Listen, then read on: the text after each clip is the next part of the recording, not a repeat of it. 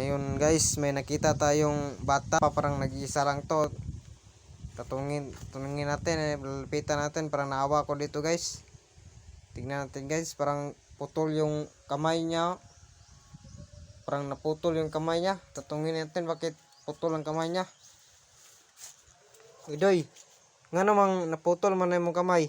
Nagbong sa bahay ng sinang karaan ng bahay.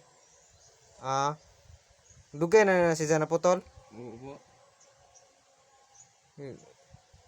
Wala naputol gido, ang luyag duro. Tanawa wa na gido, putol na isang ano na wa na yun. Parang luuyan niya eh. May tanong ako, nasan ba yung mga magulang mo? Wala ka na bang mga magulang? Wala na po. Ano bang nangyari nila? Patay na po.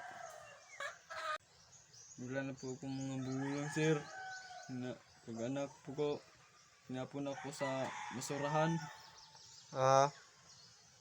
May bibigay ko sa iyo ngayon. Kailan ba?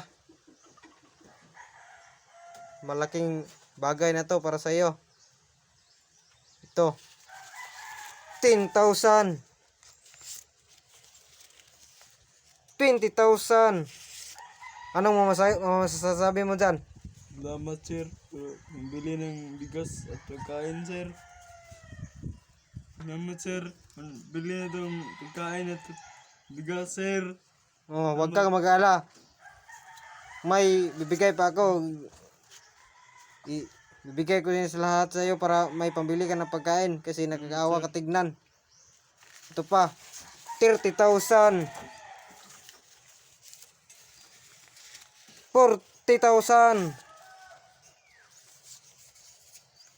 50,000.